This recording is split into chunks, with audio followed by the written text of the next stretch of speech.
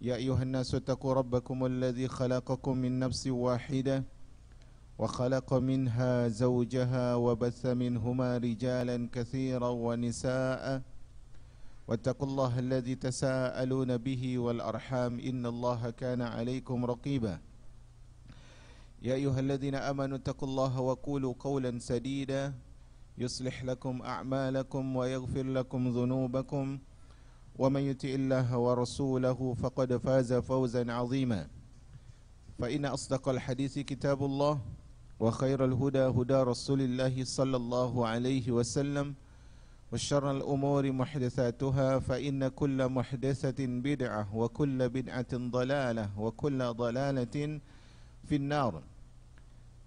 Ma'asyara al-muslimat yang dirahmati oleh Allah Azza wa Jal, segala puji bagi Allah atas segala nikmat yang telah diberikan, atas segala karunia yang telah disuguhkan untuk kita.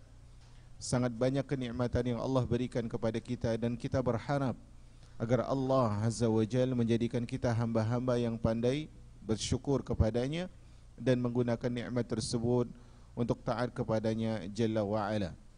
Salawat dan salam semoga senantiasa sampai kepada Nabi yang mulia, tauladan terbaik sepanjang masa, Nabi kita Muhammad bin Abdullah salawatu Rabbina wassalamuhu alaih. Semoga salawat dan salam sampai kepada seluruh para sahabat dan setiap orang yang mengikuti jejak Rasul alaihi salatu wassalam. Masyarul muslimat yang Allah muliakan,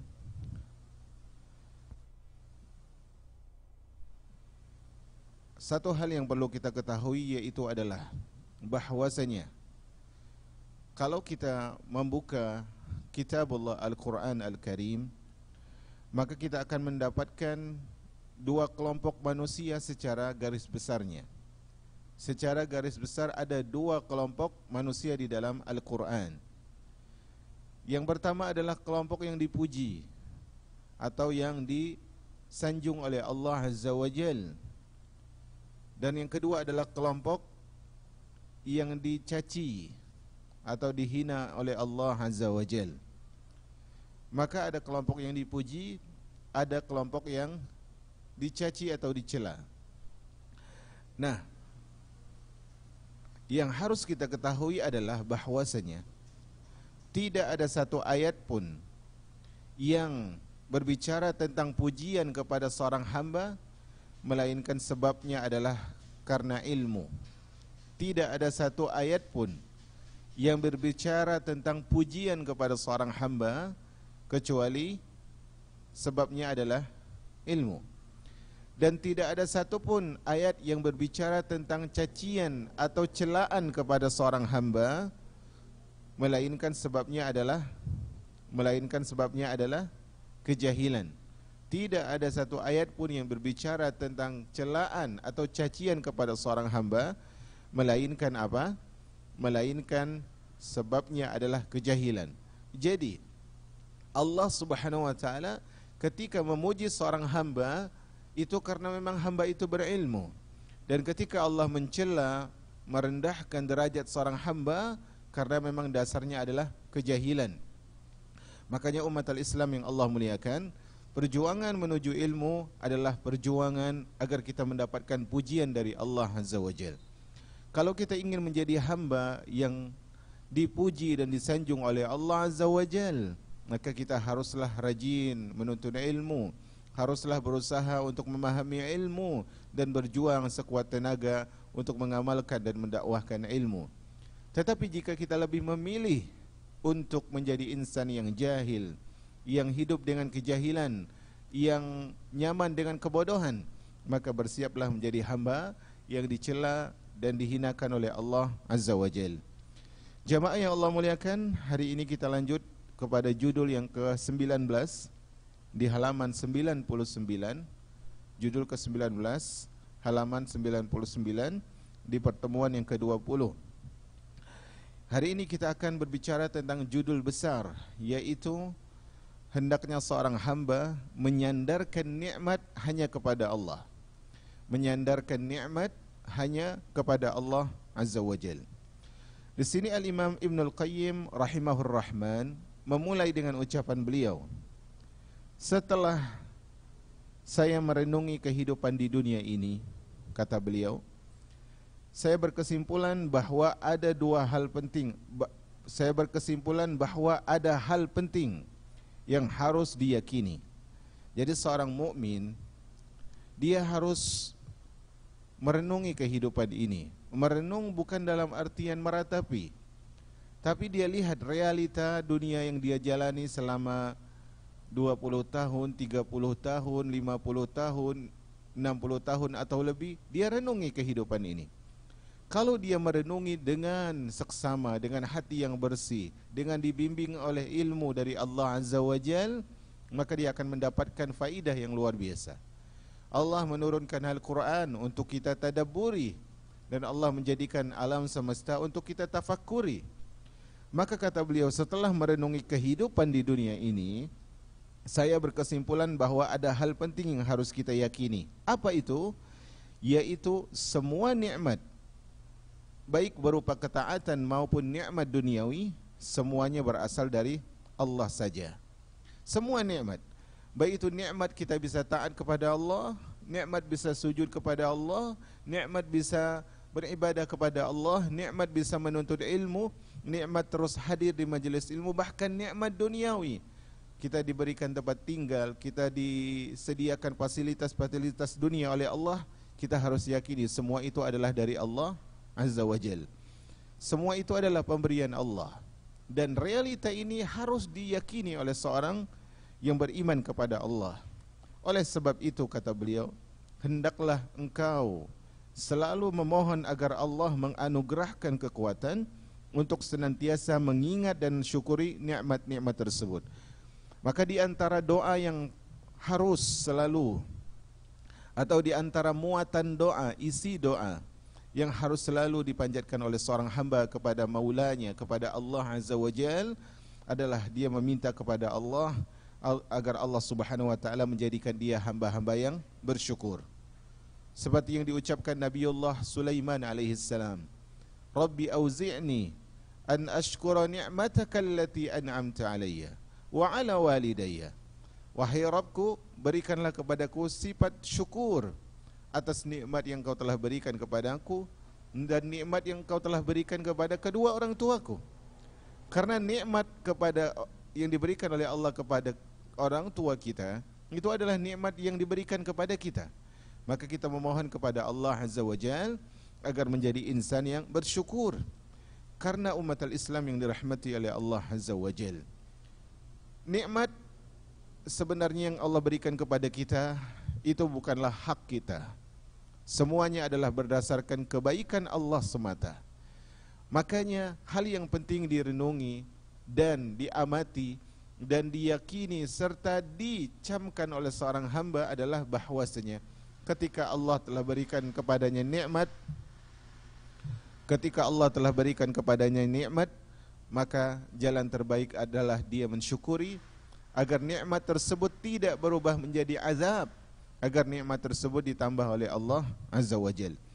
Maka kata beliau, renungan pertama yang beliau hasilkan diantaranya adalah semua nikmat itu semata-mata dari Allah Azza wa Jal. Allah berfirman di dalam surah An-Nahl ayat 53. Allah mengatakan, wa ma bikum min ni'matin faminallah thumma idza massakumud durru fa ilaihi taj'arun. Kata Allah, dan segala apapun nikmat yang ada pada diri kalian, faminallah, maka semuanya dari Allah Azza wa Jal.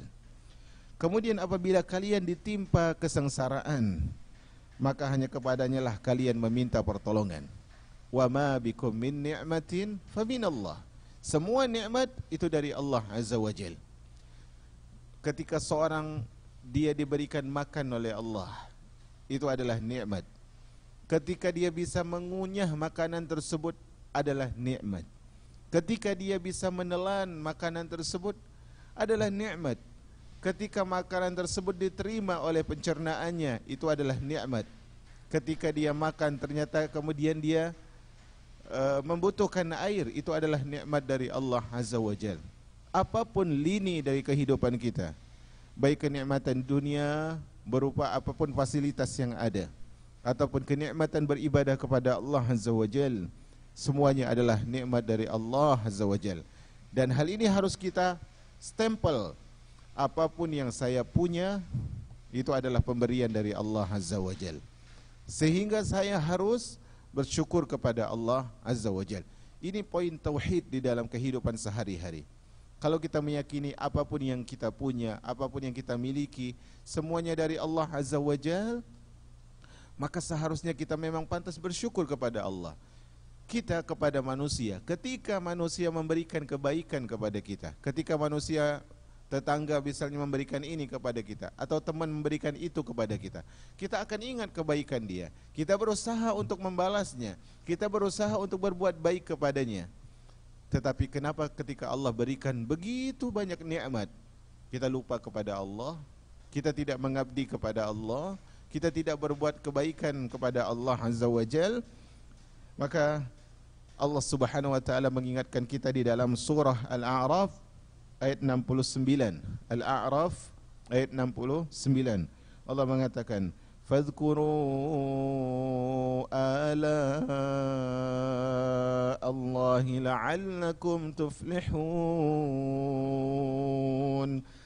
Maka ingatlah nikmat-nikmat Allah yang telah diberikan agar kalian mendapatkan keberuntungan.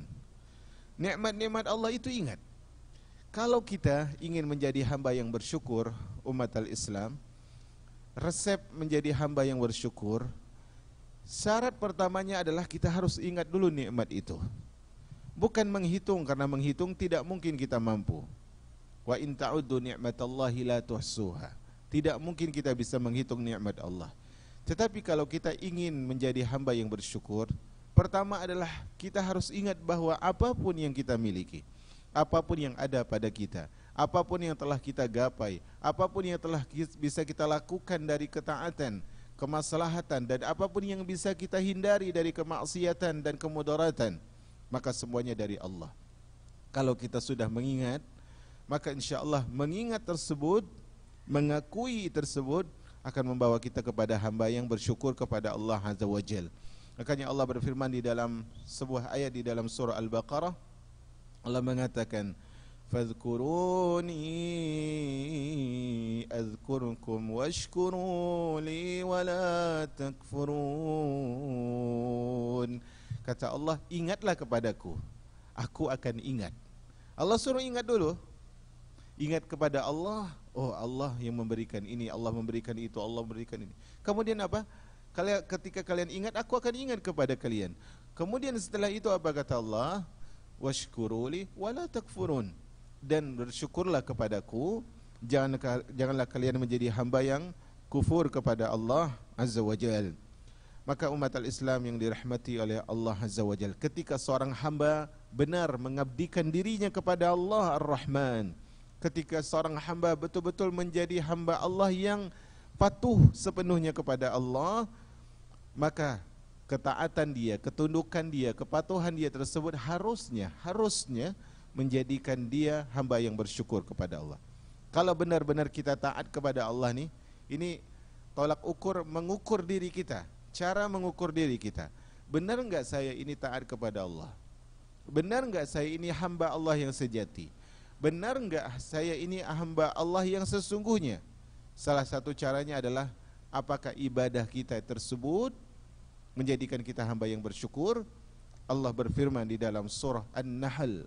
Dalam surah An-Nahl Allah berfirman ayat 114. Ayat 114 Allah berfirman, "Washkuru ni'matallahi in kuntum iyyahu ta'budun." Dan bersyukurlah kalian terhadap nikmat Allah jika memang hanya kepada Allah kalian menyembah. Kalau benar itu ibadah kita hanya kepada Allah, maka akan menjadikan kita hamba yang bersyukur. Kita lihat bagaimana Nabiullah Ayyub alaihissalam, apapun yang beliau terima dari kebahagiaan kemudian berubah dari keburukan. Kemudian apa? Dia selalu bersyukur kepada Allah. Karena selama ini dia hanya mengabdi kepada Allah Azza wa Jal. Maka mengingat semua nikmat itu, menyadari bahwa dia berasal dari Allah Azza wa Jal. Semuanya adalah karunia dari Allah Azza wa Jal. Maka untuk bisa mengingat dan bersyukuri, kita butuh taufik kepada Allah. Jadi yang pertama yang direnungi oleh beliau apa? Semua nikmat berasal dari Allah. Semua nikmat berasal dari Allah. Kemudian agar kita bisa mengingat dan mensyukuri nikmat tersebut apa? Kata beliau, kita butuh taufik dari Allah. Kita butuh taufik dari Allah Azza wa Jal. Itu poin pertama. Kemudian pembahasan selanjutnya dalam judul yang sama, yaitu di sini Syekh Ali Al-Halabi rahimahullah memberi judul kecil, dosa merupakan bentuk penelantaran Allah kepada seorang hamba, mengabaikan seorang hamba. Beliau menyebutkan dosa merupakan salah satu bentuk penelantaran atau pengabaian Allah terhadap seorang hamba. Jadi gini, Rasulullah sallallahu alaihi wasallam pernah bersabda dalam sebuah hadis, yang hadis ini subhanallah, setiap kali kita baca hadis ini, setiap kali kita teringat hadis ini, maka kita langsung berpikir, hadis ini berbicara tentang saya. Hadis ini sedang mengingatkan saya. Hadis ini sedang menegur saya. Apa hadis itu? Rasulullah SAW mengatakan, min alamati i'radillahi 'alal 'abdi an yaj'ala syughlahu fima la ya'ni. Di antara tanda Allah itu berpaling dari seorang hamba adalah ketika Allah menjadikan seorang hamba tersebut melakukan hal-hal yang tidak bermanfaat. Saya ulangi. Rasulullah bersabda, di antara tanda Allah mulai berpaling dari seorang hamba adalah Allah menjadikan seorang hamba tersebut sibuk dengan perkara yang tidak bermanfaat untuk kemaslahatan dia dalam urusan akhirat. Nah, kalau ternyata ketika kita sibuk dalam urusan yang tidak bermanfaat saja sudah menjadi tanda Allah berpaling dari kita, bagaimana lagi dengan dosa? Kalau melakukan hal yang tidak bermanfaat saja itu Allah sudah merupakan tanda Allah berpaling dari kita, bagaimana lagi kalau kita melakukan dosa? Maka ketika seorang itu melakukan dosa, itu diantara tanda Allah sedang menelantarkan dia. Allah sedang tidak peduli sama dia. Allah sedang mengabaikan dia. Maka seandainya Allah tidak membersihkan seorang hamba dari keburukannya, dari perbuatan dosanya, tentu hamba itu tidak mungkin bisa membersihkan dirinya. Jadi kalau kita bisa setelah berbuat dosa kita bisa taubat, semuanya murni dari Allah Azza wa Jalla. Kita sudah buat salah kemudian kita buat kebenaran, itu semua adalah bukan karena kita orang baik, bukan umat al-Islam. Jangan pernah kita mengira bahwasanya ketika kita setelah melakukan maksiat kemudian kita taubat, itu semua karena kita orang baik, bukan. Semua itu adalah karena Allah berikan taufik kepada kita. Karena Allah Subhanahu wa taala yang membersihkan diri kita. Allah Subhanahu wa taala mengatakan, walaula fadlullahi alaikum wa rahmatuh ma zaka minkum min ahad.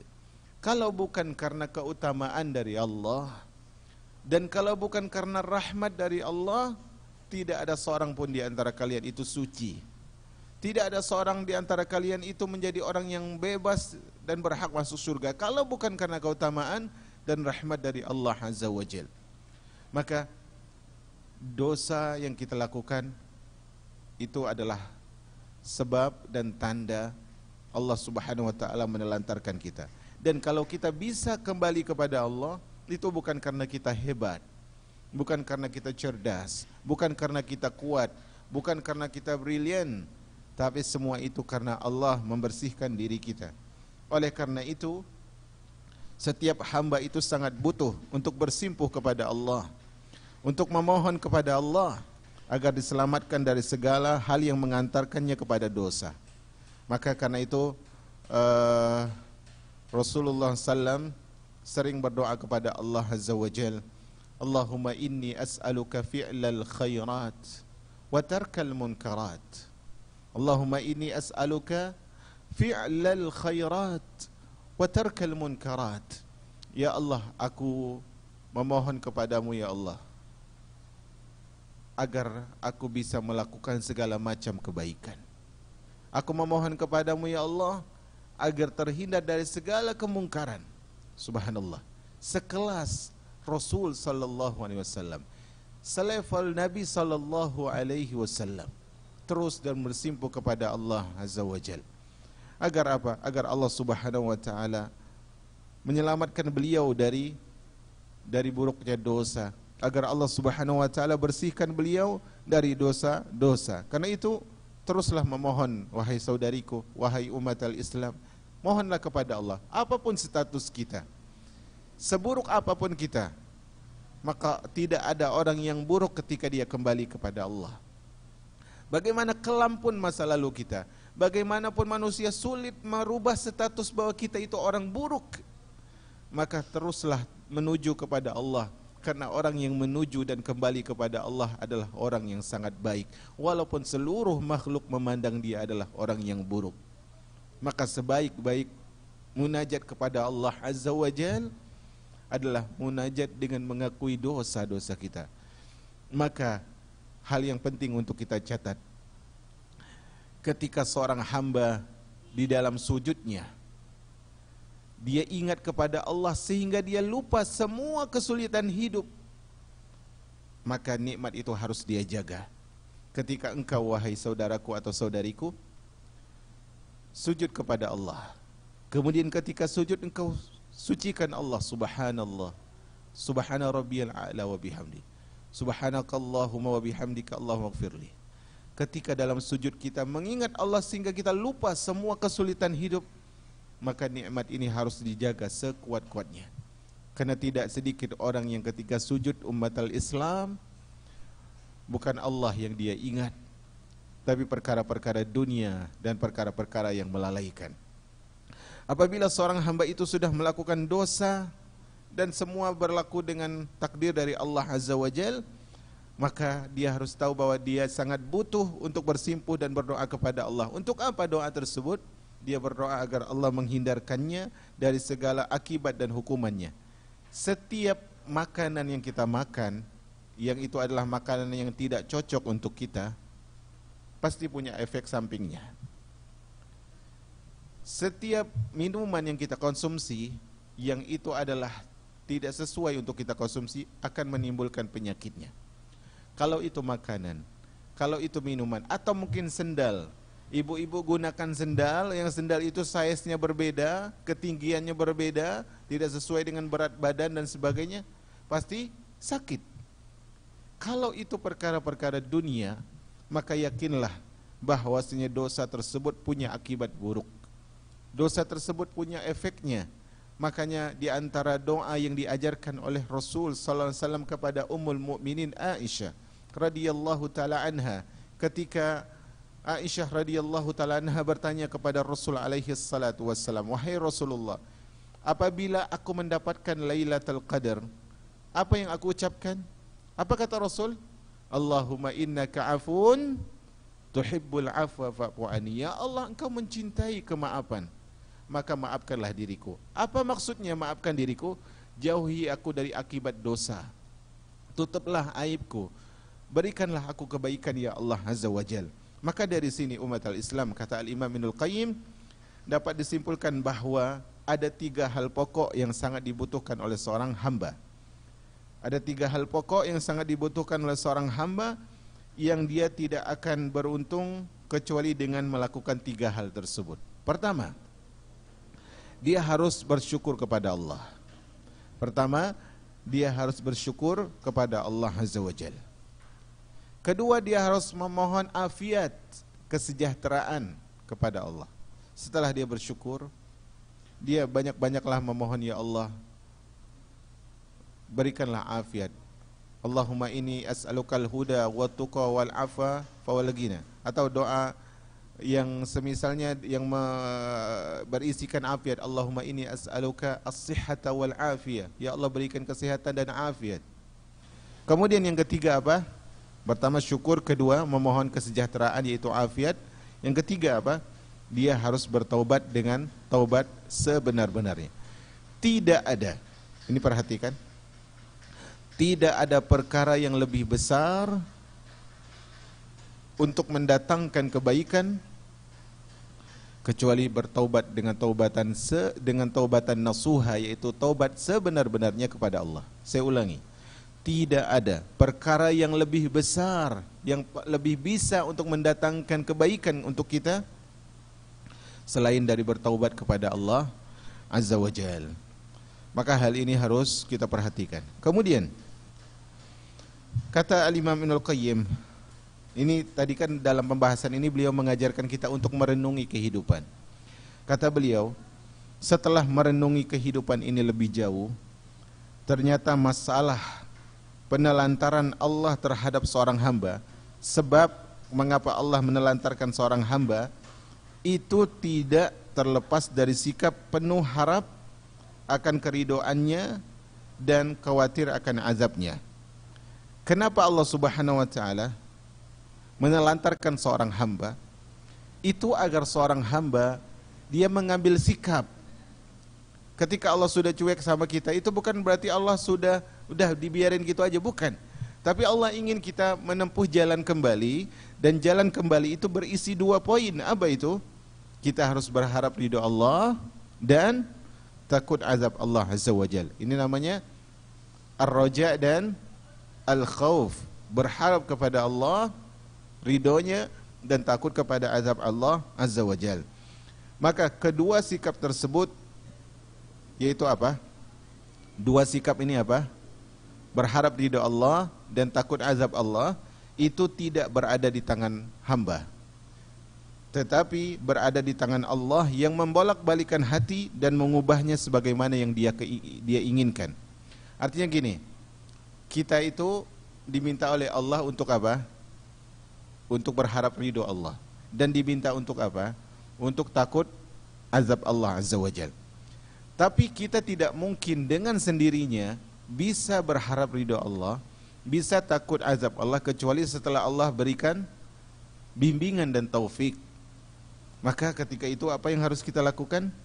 Kita harus memohon kepada Allah. Ya Allah, jadikan hamba sebagai hamba yang selalu berharap ridho-Mu. Ya Allah, jadikan hamba sebagai hamba yang selalu takut kepada azab-Mu. Karena itu Rasulullah dalam doanya, di antara doa Rasulullah apa? Kata Nabi SAW, Allahumma inni a'udzubika biridhaka min sakhatik, wa bimu'afatika min uqubatik, wa bika minka la uhsi sana'an alaik. Allahumma inni a'udzubika biridhaka min sakhatik. Ya Allah, aku berlindung kepadamu ya Allah. Dengan keridoanmu aku berlindung agar engkau tidak memarahiku, tidak memurkai diriku. Wa bi mu'afatika min uqubatik. Dan aku berlindung kepadamu ya Allah dengan afiat yang kau berikan agar engkau tidak mengazab diriku. Wa bika minka.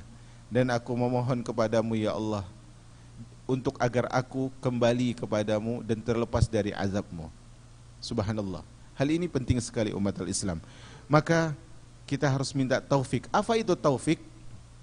Apa yang dimaksudkan oleh taufik? Kita sering mendengar kata taufik dari Allah. Apa itu taufik?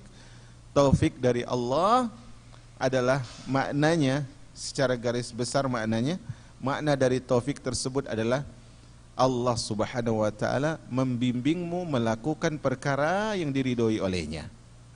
Makna taufik secara makna umum, walaupun definisi para ulama banyak, taufik tersebut secara umum maknanya adalah Allah membimbingmu melakukan perkara-perkara yang diridhoi oleh Allah Azza wa Jal. Karena itu umat al-Islam yang dirahmati oleh Allah Azza wa Jal, di antara doa yang sangat sering kita mohon adalah doa memohon taufik dari Allah Azza wa Jal. Dan di antara definisi dan makna taufik juga adalah, di antara definisi dan makna taufik juga adalah agar Allah tidak menjadikan urusan kita bergantung pada diri kita dan kepada makhluk yang lain. Saya ulangi, di antara makna atau definisi taufik pula, definisi yang lain adalah berharap agar Allah, yaitu meminta agar Allah tidak menjadikan urusan kita disandarkan kepada diri kita dan kepada orang lain. Rasulullah SAW berdoa dalam sebuah doa, Rasulullah mengatakan, Allahumma rahmataka arju, wala takilni ila nafsi tarfata ain. Ya Allah, rahmatmu yang kuharapkan ya Allah, kasih sayangmu yang kuharapkan ya Allah, wala takilni ila nafsi tarfata ain. Jangan kau sandarkan diriku, jangan kau sandarkan urusanku kepada diriku, walaupun hanya sekedip mata saja. Ketika urusan kita sebentar saja diserahkan pada diri kita, hancur. Kalau urusan kita itu sebentar saja tidak dibimbing oleh Allah, maka petakalah yang akan hadir. Maka umat al-Islam, jika Allah telah memberikan taufik kepada seorang hamba, niscaya dia akan mampu menghadapkan dirinya kepada Allah dengan sepenuh hati. Kita nggak mungkin bisa ikhlas kecuali Allah berikan taufik. Nggak mungkin kita bisa sadar bahwa nuntut ilmu ini penting kecuali setelah Allah berikan taufik. Nggak bisa kita mempertahankan agar tidak bosan untuk hadir di majelis ilmu kecuali setelah Allah berikan taufik kepada kita. Apabila Allah telah berikan taufik, maka hati kita akan sepenuhnya menghadap kepada Allah. Dan hati kita akan diisi oleh harapan, berharap ridho Allah, dan rasa khawatir dari azab Allah Azza wa Jal. Tetapi sebaliknya, jika Allah ingin menelantarkan seorang hamba, niscaya Allah biarkan dia berada dalam keburukannya. Maka kita harus waspada. Kalau ternyata hari-hari kita, usia-usia kita, kehidupan episode dari kehidupan kita tersebut ternyata berisikan keburukan, khawatir itu adalah tanda Allah sedang menelantarkan kita. Sehingga akibatnya apa?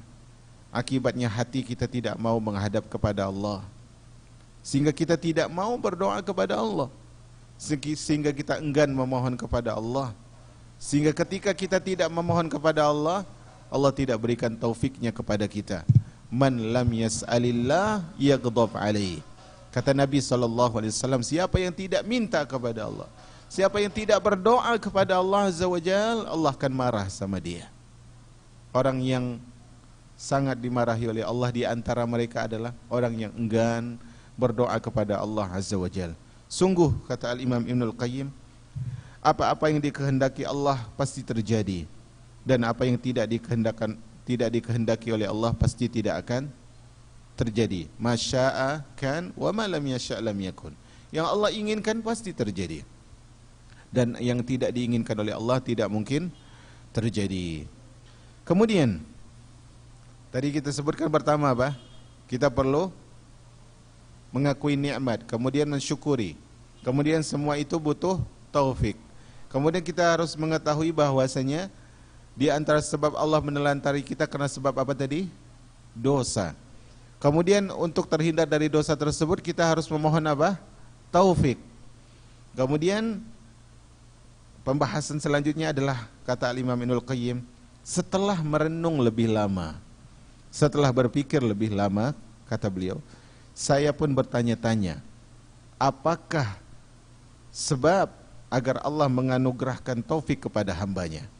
Kalau tadi agar menjadi hamba yang bersyukur kita butuh taufik, agar menjadi hamba yang selamat dari dosa kita butuh taufik. Pertanyaannya, kata beliau, apa sebab yang bisa mendatangkan taufik Allah Azza wa Jal? Apa sebab sehingga Allah bisa berikan taufiknya, sehingga Allah bimbing kita? Apa sebabnya? Apa faktornya? Kata beliau, setelah saya berpikir lebih lama, saya pun bertanya-tanya apakah yang menyebabkan Allah menganugerahkan taufik kepada hambanya, dan apa pula sebab Allah menelantarkan hambanya di dalam kubangan dosa? Ataukah keduanya berpulang kepada kehendak Allah semata tanpa ada sebab? Maksudnya apakah semuanya paksaan tanpa ada sebab yang dibuat oleh Allah Azza wa Jal? Maka kata beliau, ternyata sebab taufik maupun penelantaran Allah itu kembali kepada layak atau tidak layaknya suatu makhluk mendapatkannya. Paham tidak di sini? Artinya gini, kata beliau, orang ini dapat taufik dari Allah, dapat bimbingan dari Allah. Orang itu dibiarin oleh Allah. Hamba itu ditelantarkan oleh Allah, sementara hamba ini dibimbing oleh Allah. Apa sebab yang ini dibimbing? Apa sebab ini ditelantarkan? Apa sebab ini diberikan taufik? Apa sebab itu disia-siakan? Sebabnya apa? Pantas atau tidak pantasnya. Kenapa fulan diberi taufik? Kenapa fulanah diberikan taufik?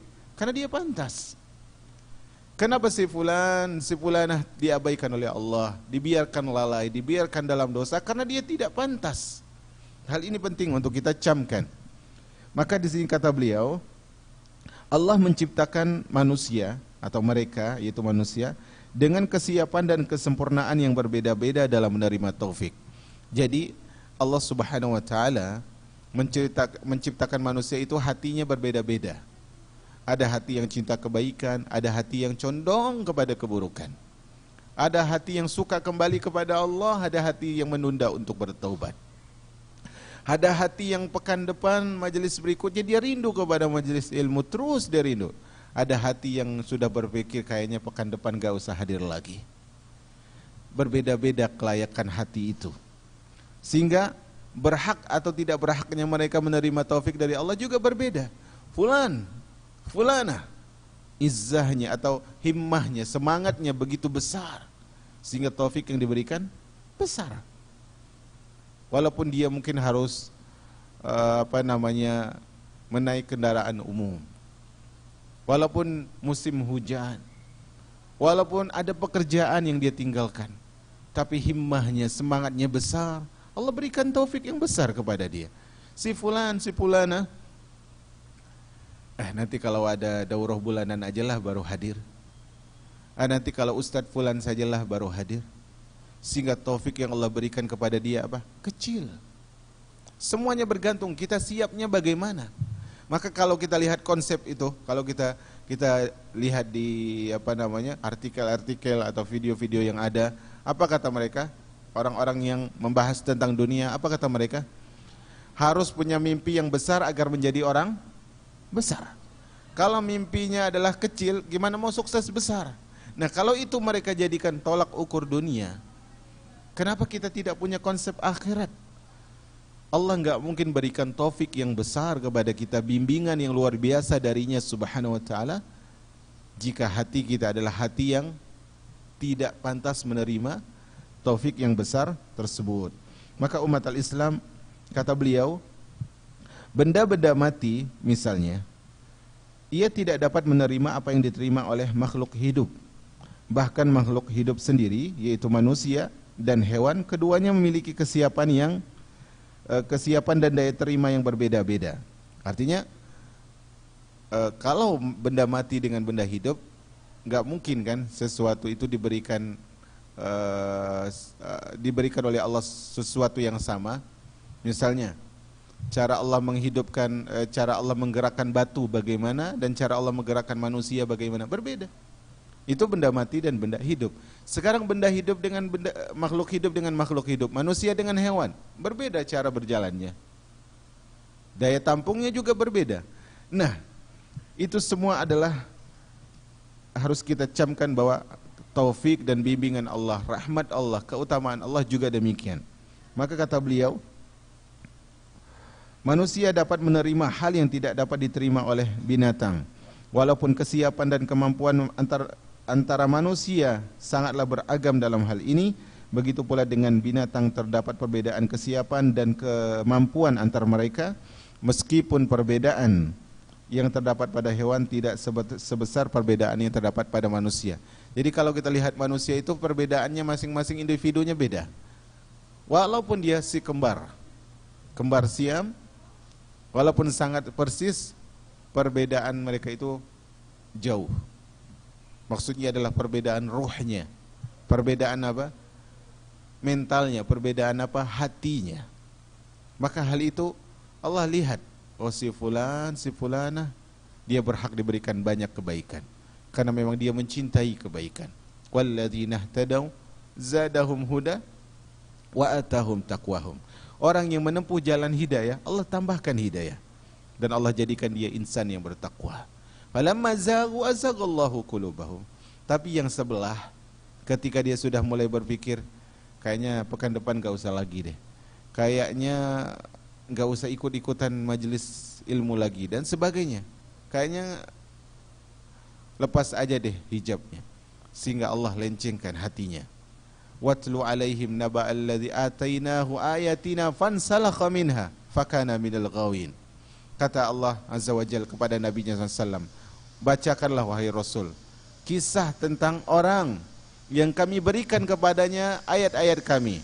Fansalakha minha, dia melepaskannya. Fa'atba'ahu syaitan, kemudian dia setelah dia berusaha menjauh dari Allah, dia diikuti oleh syaitan. Fakana minal ghawin, maka jadilah dia orang yang sengsara. Walau syi'na la rafa'nahu biha, kalau kami ingin, kata Allah, kami angkat derajatnya. Walakin akhlada ilal ardi wattaba'a hawa, tetapi dia lebih lebih suka dengan kehidupan dunia dan ikut hawa nafsunya. Jadi kalau kita sebelumnya jadi orang baik atau sekarang jadi orang baik kemudian menjadi orang buruk, itu karena salah kita umat al-Islam. Kita lebih suka kepada kecondongan dunia, lebih condong kepada dunia dan lebih suka mengikuti hawa nafsu kita. Maka hal ini adalah sangat buruk. Maka di sini beliau melanjutkan, orang yang layak menerima taufik, layak menerima nikmat dari Allah. Ini penting. Ini penting. Ada sebuah ucapan yang diucapkan oleh salah seorang ulama, dan ini harus jadi kaedah dalam kehidupan kita untuk menjadi alarm pengingat jiwa kita. Kata beliau, kullu ni'matin la tuqarribuka ilallah fahiyal baliyah. Semua nikmat yang tidak mendekatkan engkau kepada Allah, maka nikmat itu sejatinya adalah bala, musibah. Setiap nikmat yang tidak mendekatkan kita kepada Allah, maka itu sebenarnya bukan nikmat tapi musibah. Makanya di sini Imam Ibnu Al-Qayyim sebutkan, orang yang layak menerima tauhid pasti layak menerima, orang yang layak menerima taufik kok, dia pasti layak menerima nikmat. Paham ya? Jadi orang yang sudah diberikan taufik oleh Allah, dibimbing oleh Allah, pantas menerima nikmat. Tapi tidak semua orang yang dapat nikmat pantas menerima taufik. Ini penting. Semua orang yang diberikan taufik pantas menerima nikmat. Tapi tidak semua orang yang diberikan nikmat pantas mendapatkan taufik dari Allah Azza wa Jal. Orang yang demikian adalah orang yang menyadari kebesaran keberadaan nikmat dan menyadari kedudukannya dan ketinggian nilainya. Dia bersyukur kepada Allah atas nikmat itu dan memujinya dan mengagungkannya atas nikmat, serta mengetahui nikmat itu semata-mata adalah kemurahan dan karunia dari Allah. Jadi kalau kita punya nikmat, ya, jangan sampai kita berpikir itu karena kita hebat. Nanti beliau akan sebutkan contohnya. Kalau kita punya nikmat, jangan sampai kita berpikir itu kerja keras kita. Enggak. Itu karena kita berjuang dari nol. Bukan. Semuanya adalah murni kemurahan dari Allah Azza wa Jal. Atau merasa nikmat itu memiliki miliknya, dirinya tidak merasa berhak atas nikmat tersebut. Jadi dia merasa nikmat yang Allah berikan ini bukan karena aku berhak, bukan, tapi karena Allah yang pemurah, Allah yang pengasih. Atau merasa nikmat itu diperoleh karena kemampuan pribadinya, ini enggak boleh. Akan tetapi dia sadar bahwa nikmat itu semata-mata hanyalah milik Allah dan karena kemurahan Allah semata. Lalu dengan penuh ketulusan orang itu menyatakan bahwa hanya Allah lah yang memberikan nikmat kepada makhluknya, dan ia pun menggunakan nikmat tersebut untuk hal-hal yang dicintai sebagai rasa syukur kepada Allah Azza wa Jalla. Jadi urutannya seperti itu ya. Urutannya pertama adalah kita harus sadar semua nikmat dari Allah. Kemudian setelah nikmat itu kita rasakan, jangan sandarkan nikmat itu kepada diri kita. Jangan sandarkan kepada kehebatan kita. Jangan sandarkan kepada pengalaman kita. Jangan sandarkan kepada kerja keras kita. Tapi sandarkan kepada siapa? Kepada Allah Azza wa Jalla. Kemudian yang ketiga, dia harus menggunakan nikmat tersebut dalam perkara yang dicintai oleh Allah Azza wa Jalla. Dalam perkara yang dicintai oleh Allah Azza wa Jalla. Dan ini adalah syukur yang sebenarnya. Ini adalah syukur yang sebenarnya. Nah, agak bising ya, tapi konsentrasi aja, berusaha konsentrasi. Kata Imam Ibnul Qayyim, orang tersebut mengakui sepenuh hati bahwa nikmat itu semata-mata karena kemurahan dan anugerah dari Allah. Semuanya mutlak karena Allah pengasih dan penyayang. Dia juga mengakui kekurangan dan kelalaiannya di dalam mensyukuri nikmat yang disebabkan oleh kelemahan dan kelengahannya. Jadi seorang hamba, walaupun semaksimal apapun dia bersyukur, dia harus tumbuhkan kesadaran, syukurku ini kurang. Sepenuh raga, sepenuh jiwa, dia sudah berusaha bersyukur kepada Allah. Jangan sekali-sekali dia merasakan aku sudah maksimal dalam syukur. Enggak boleh. Tapi dia harus yakin bahwasanya syukurnya tersebut sangatlah kurang. Karena itu Nabiullah Daud alaihissalam, dia mengatakan, ya Allah, bagaimana aku bisa bersyukur kepadamu? Kalaupun aku bersyukur kepadamu ya Allah, syukur yang aku lakukan tadi juga nikmat. Luar biasa. Sehingga Allah katakan kepada Nabiullah Daud alaihissalam, inilah syukur yang sebenarnya. Syukur yang sebenarnya adalah ketika engkau telah berusaha maksimal untuk bersyukur, kemudian ada rasa pengakuan sepenuh hati, ya Allah, gimana cara bersyukur yang sebenar-benarnya? Karena kita tidak pernah mungkin bisa membalas nikmat Allah Azza wa Jal. Kemudian sampai mana tadi? Dia juga mengakui kekurangan dan kelalaiannya. Kita harus tahu bahwa syukur kita itu penuh dengan kelalaian, penuh dengan kekurangan. Dia juga mengetahui bahwa jika Allah melanggengkan nikmatnya, jika nikmat itu terus ada pada diri kita maksudnya, hal itu semua karena sedekah dan karunia dan kebaikan dari Allah. Jadi kalau nikmat yang Allah berikan kepada kita sampai saat ini masih ada, belum Allah cabut, itu bukan karena kita berhak, bukan. Bukan karena kita yang paling pantas, bukan.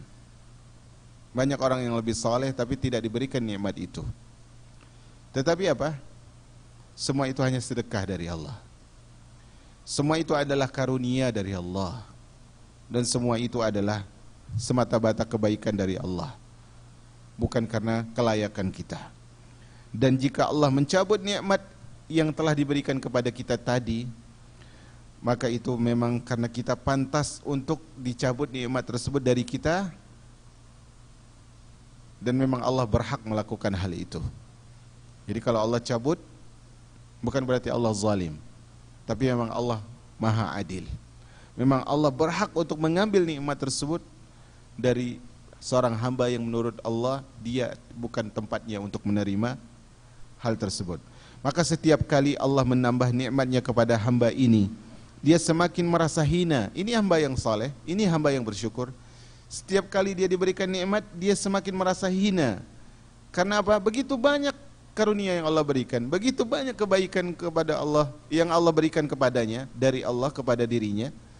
Allah beri nikmat, dia balas dengan kurangnya syukur. Allah beri nikmat, dia balas dengan kelalaian dari kesyukuran. Sehingga ketika semakin diberi nikmat, dia merasa semakin hina. Dia semakin tunduk kepada Allah, dia makin bersyukur kepada Allah. Sehingga apa? Dia takut kalau Allah mencabut nikmat itu darinya karena kesyukuran yang tidak sempurna. Allahu Akbar. Jadi orang soleh itu mereka bukan tidak takut.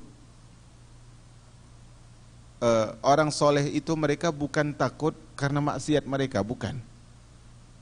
Orang yang benar-benar soleh ini, mereka bukan takut karena perbuatan maksiat.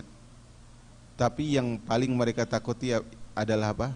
Tidak diterimanya amal ibadah mereka. Kenapa mereka disebut soleh? Karena maksiat sudah dijauhi oleh mereka. Tapi kenapa masih ada takut? Karena mereka khawatir amalnya itu enggak ikhlas, syukurnya itu kurang, pengabdiannya penuh kelalaian. Terkadang dia membesarkan, bertakbir kepada Allah, ucapannya adalah Allahu Akbar, tetapi pikirannya membesarkan dunia. Maka dia takut nikmat tersebut dicabut oleh Allah Azza wa Jal, dan dia khawatir hal tersebut tanpa dia sadari. Maka dia belajar dari kisah-kisah yang telah terjadi, sebagaimana Allah mencabut nikmatnya dari orang-orang yang telah dicabut dan mereka tidak menyadari hal itu. Allah Subhanahu wa taala menyebutkan di dalam sebuah firman-Nya, surah Al-An'am ayat 53, Allah mengatakan, "Wa kadzalika fatanna ba'dahum bi ba'din liyaqulu ahaula'i manallahu 'alaihim min bainina alaysa Allahu bi'a'lama bisyakirin." Ini ada sekelompok hamba-hamba Allah. Mereka berkata, kata Allah, dan demikianlah telah kami uji sebagian mereka dengan sebagian lain. Jadi sebagian kita itu terhadap sebagian yang lain itu ujian. Kita tinggal di rumah misalnya, di rumah kita ada siapa saja, masing-masing itu jadi ujian. Kata Allah tentang mereka, dijadikan sebagian yang lain itu fitnah sebagai orang lain. Demikianlah kami uji sebagian mereka, yaitu orang-orang kaya, dengan sebagian mereka, yaitu orang-orang miskin. Jadi orang kaya ini dapat ujian berupa orang miskin, supaya orang-orang kaya itu berkata, akhirnya orang kaya ini berucap, orang-orang semacam inikah di antara kami yang diberikan Allah anugerah? Maksudnya apa? Pantaskah orang seperti orang miskin ini yang masuk surga? Pantaskah orang miskin ini yang jadi nabi? Pantaskah orang miskin ini yang berhak dapat ridha Allah? Maka Allah berfirman, tidakkah Allah lebih mengetahui tentang orang-orang yang bersyukur? Jadi sebagian manusia itu melihat pantas tidak pantasnya itu berdasar nikmat apa? Dunia. Dan itu jauh. Maka nanti akan disebutkan kisah menjelaskan bahwa konsep berpikir mereka itu salah. Orang-orang yang bersyukur dalam ayat tersebut adalah mereka yang mengetahui kadar nikmat Allah. Mereka tahu besar nikmat Allah, agung nikmat Allah.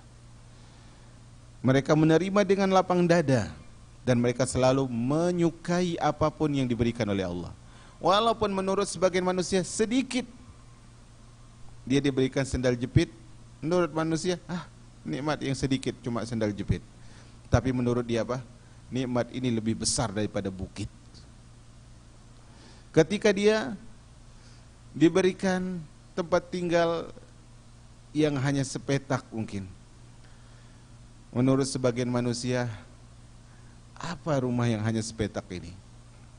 Tapi menurut dia, ini adalah nikmat yang begitu besar, melebihi istana para raja. Maka hal ini adalah sifat orang-orang yang bersyukur. Mereka memuji pemberi nikmat, yaitu Allah. Mereka mencintai Allah dan mereka bersyukur kepada Allah. Allah berfirman dalam surah Al-An'am ayat 124, Allah mengatakan, wa idza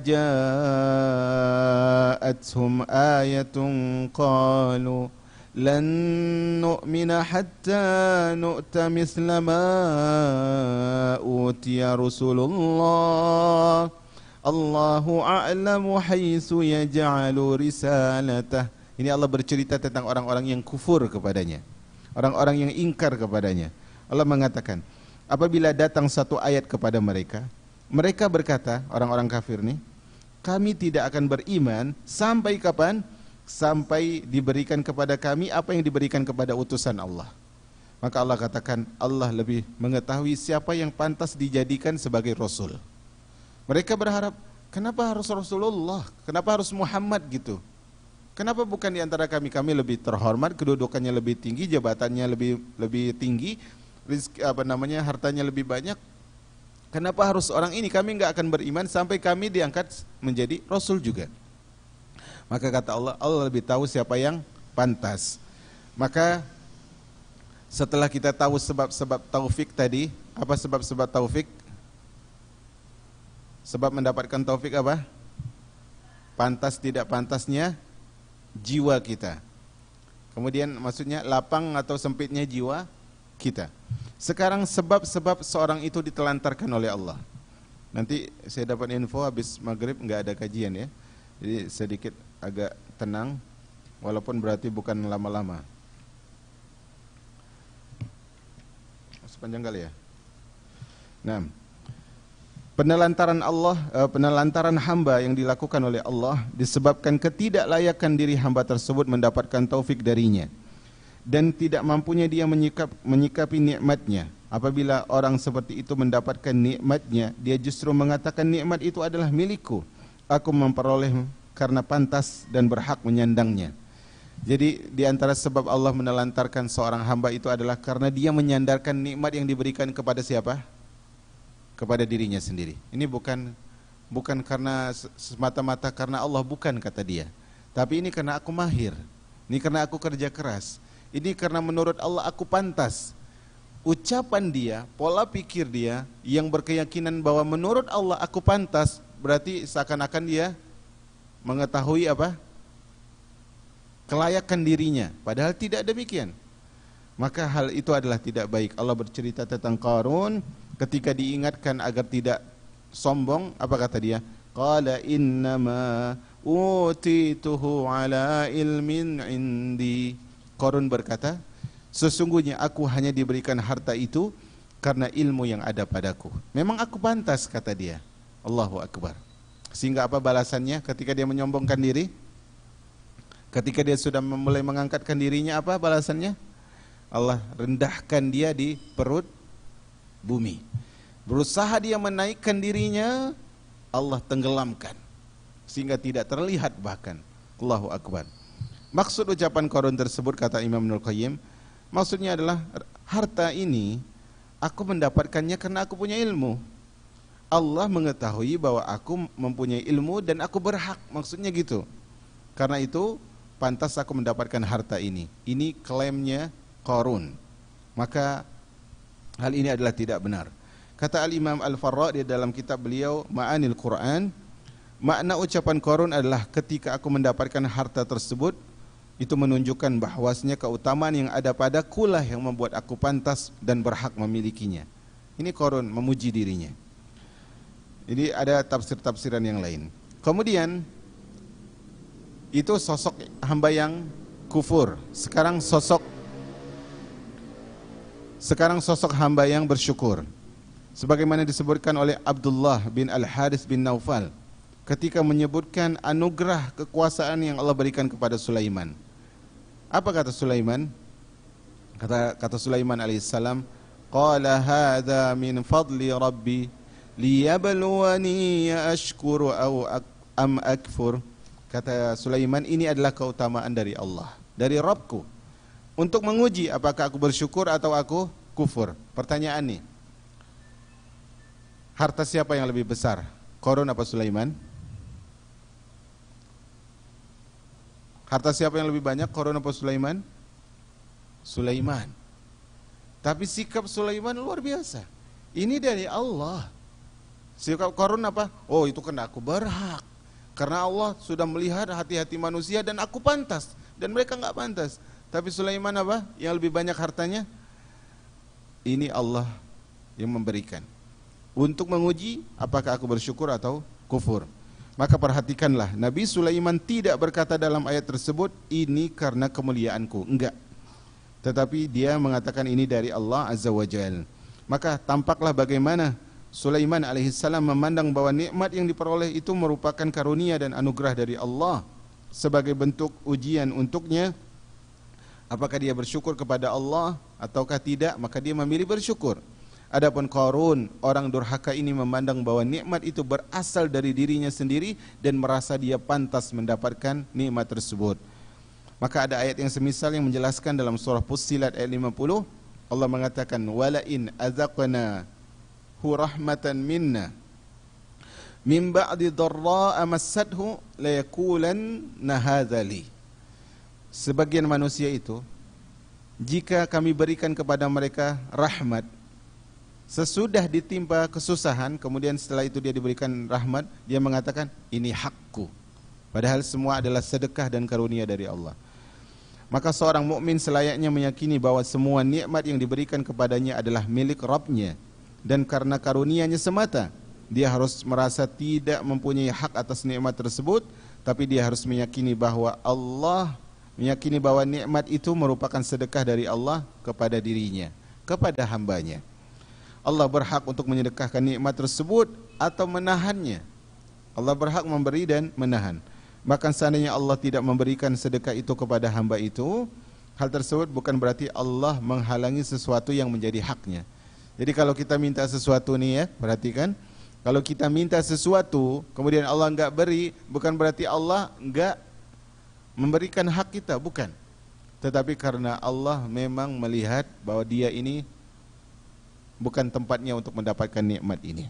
Apabila seorang mukmin tidak berkeyakinan demikian, niscaya dia akan menganggap dirinya sebagai orang yang pantas dan berhak menerima, sehingga dia takjub terhadap dirinya sendiri. Dia melampaui batas, dia bersikap angkuh dan meremehkan orang lain. Maka jika demikian, sikapnya terhadap nikmat tersebut tidak lebih dari kegembiraan dan kebanggaan tanpa rasa syukur. Jadi nikmat tersebut bukan hanya untuk dibanggakan ya, tetapi yang paling penting adalah mensyukuri dan mengakui serta menisbatkan nikmat tersebut dan menyandarkan nikmat tersebut kepada siapa? Ar-Rahman, kepada Allah Azza wa Jal. Allah berfirman di dalam surah Hud ayat 9 dan 10 ya. Allah mengatakan ini ada dua tipe manusia, ada dua sifat manusia. Allah mengatakan dalam ayat 9-nya, وَلَئِنْ أَذَقْنَا الْإِنسَانَ مِنَّا رَحْمَةً ثُمَّ نَزَعْنَاهَا مِنْهُ إِنَّهُ لَيَئُوسٌ كَفُورٌ. Sifat pertama, jika kami berikan kepada manusia itu rahmat atau nikmat, kemudian rahmat itu kami cabut, pastilah dia menjadi hamba yang putus asa dan tidak pandai berterima kasih. Itu kalau diberi nikmat kemudian dicabut, putus asa dan enggak pandai terima kasih.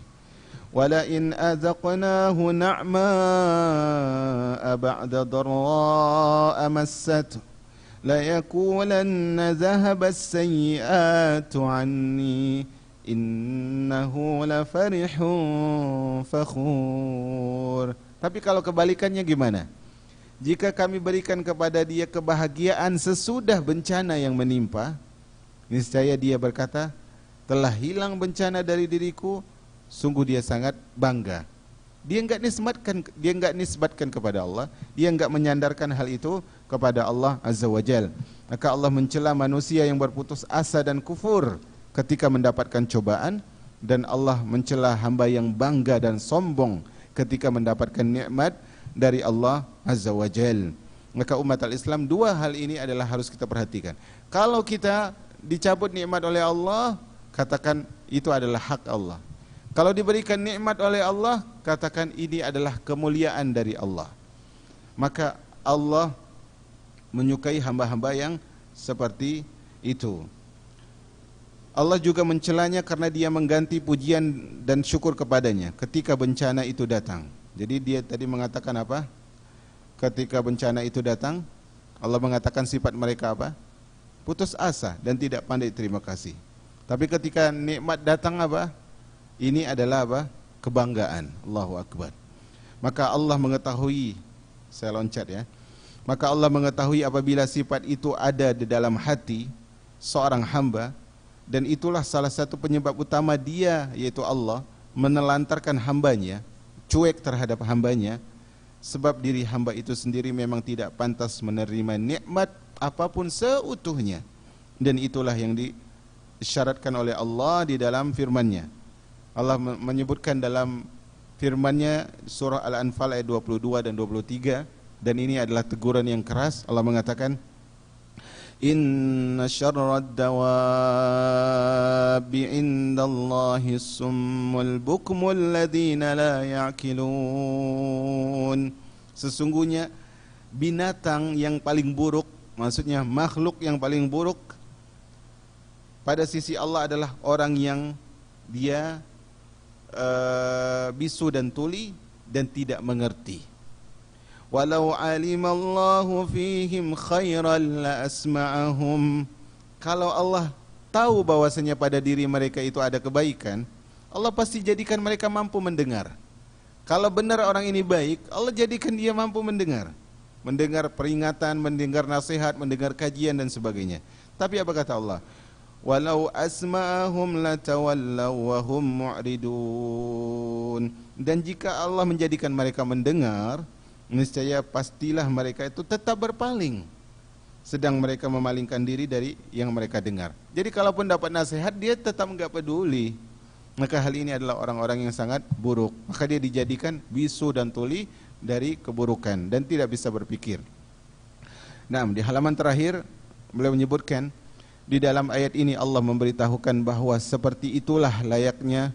Di dalam ayat ini Allah memberitahu bahwa orang seperti itu tidak layak menerima nikmatnya. Di samping itu ada penyebab lain yang menghalangi nikmat sampai kepadanya. Apa itu? Yaitu karena mereka berpaling dari Allah setelah mendapatkan nikmat itu. Jadi kalau kita udah lupa sama Allah terhadap pemberi nikmat, maka kita tidak akan menerima nikmat lagi. Sebagai gambaran, contohnya, apabila kondisi jiwa seorang hamba seperti pertama kali diciptakan, ini kita bayangin ya, kalau seandainya kita ini manusia, itu dijadikan seperti ketika pertama kali dilahirkan oleh orang tua kita, itu kosong. Kosong maksudnya apa? Tanpa isi, enggak diberikan kebaikan, enggak diberikan keburukan. Maka sebab-sebab penelantaran Allah terhadapnya berasal dari jiwanya sendiri. Kalau jiwa kita itu enggak dilepaskan dari godaan syaitan dan dilepaskan juga dari bimbingan kebaikan, maka apa kata Imam Ibnul Qayyim? Jiwa kita itu pasti memilih menjadi orang buruk. Jadi jiwa kita lebih memilih menjadi orang buruk. Adapun sebab-sebab turunnya taufik adalah karena Allah menjadikan jiwa hamba itu layak untuk menerima nikmat. Jadi kalau kita jiwanya itu dibiarin, jiwa itu lebih memilih untuk menjadi orang buruk, suka kepada keburukan maksudnya. Innan nafsa la ammaratun bisu. Kecuali jiwa yang dirahmati oleh Allah. Tapi kenapa dia diberikan kebaikan? Karena Allah membimbingnya. Artinya sebab taufik itu bermula dari Allah, berkat karunia-Nya, akan tetapi kedua sebab tersebut tetap merupakan ciptaan Allah. Jadi Allah berikan dia, Allah jadikan dia sebagai orang yang suka kebaikan itu karena Allah menciptakan demikian. Allah jadikan dia berpaling, itu juga adalah takdir Allah. Tapi keburukan tidak dinisbatkan kepada Allah. Allah mentakdirkan, tapi jangan salahkan Allah. Karena hamba itu memang pantas demikian menjadi hamba yang berpaling dari Allah Azza wa Jalla. Terakhir, bahkan apabila diibaratkan penciptaan kedua sebab ini mirip dengan penciptaan Allah terhadap bumi, ada tanah yang layak untuk ditanami tumbuhan, ada tanah yang tidak layak. Begitu juga hati manusia, begitu juga jiwa manusia. Ada yang dapat hidayah, ada yang tidak berhak. Allah menciptakan pohon, ada yang bisa berbuah, ada yang tidak berbuah. Allah menciptakan manusia, ada yang jiwanya sensitif, ketika kena dosa dia segera kembali. Ada jiwa yang ketika kena dosa dia semakin larut. Allah juga menciptakan lebah yang mampu menghasilkan madu dengan aneka warnanya. Tapi di sisi lain Allah menciptakan kumbang yang tidak dapat melakukan apapun. Allah menciptakan sebagian manusia bisa sujud, bisa bersimpuh. Sebagian manusia dia membaca Al-Fatihah pun dia tak bisa. Kemudian begitu pula Allah menciptakan roh yang baik, yaitu yang layak untuk berzikir, bersyukur, mencintainya, mengagungkannya, mengesakannya, dan menasihati para hambanya. Allah juga menciptakan ruh yang lain, yaitu ruh yang buruk, yang tidak layak untuk semua sifat itu. Dia tidak pantas untuk bersyukur, dia tidak pantas untuk mencintai Allah, dia tidak pantas untuk mengagungkan Allah, dia tidak pantas untuk menasihati orang lain.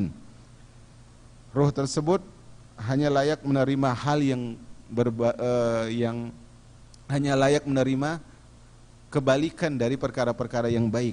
Sungguh Allah Maha Bijaksana lagi Maha Mengetahui. Dan ini adalah akhir pelajaran kita hari ini. Semoga Allah berikan taufik kepada kita. Dan saya tidak tahu ada pertanyaan atau tidak. Ada atau tidak? Ada atau tidak? Enggak ada ya? Kalau tidak ada kita akan tutup dengan doa kafaratul majlis. Intinya adalah, poinnya adalah, saya coba ringkas. Pertama, kita harus tahu bahwa semua nikmat dari Allah. Kemudian kita harus tahu bahwa kita tidak mungkin bisa mengakui hal itu kecuali setelah diberikan taufik. Kedua, kita harus tahu bahwasanya kita itu selalu berdosa, dan dosa itu sebab Allah telantarkan kita. Dan tidak mungkin kita balik dari dosa, bertaubat dari dosa kecuali setelah apa? Setelah diberikan taufik. Kemudian apa sebab mendapatkan taufik? Adalah bagus tidak bagusnya jiwa kita. Kalau jiwa kita bagus, diberikan taufik. Kalau jiwa kita buruk, kita ditelantarkan oleh Allah Azza wa Jal. Dan yang lebih penting sesuai judul kita adalah apa? Sandarkan segala nikmat hanya kepada Allah Azza wa Jal. Subhanakallahumma wa bihamdika asyhadu an la ilaha illa anta astaghfiruka wa atubu ilaik. Assalamualaikum warahmatullahi wabarakatuh.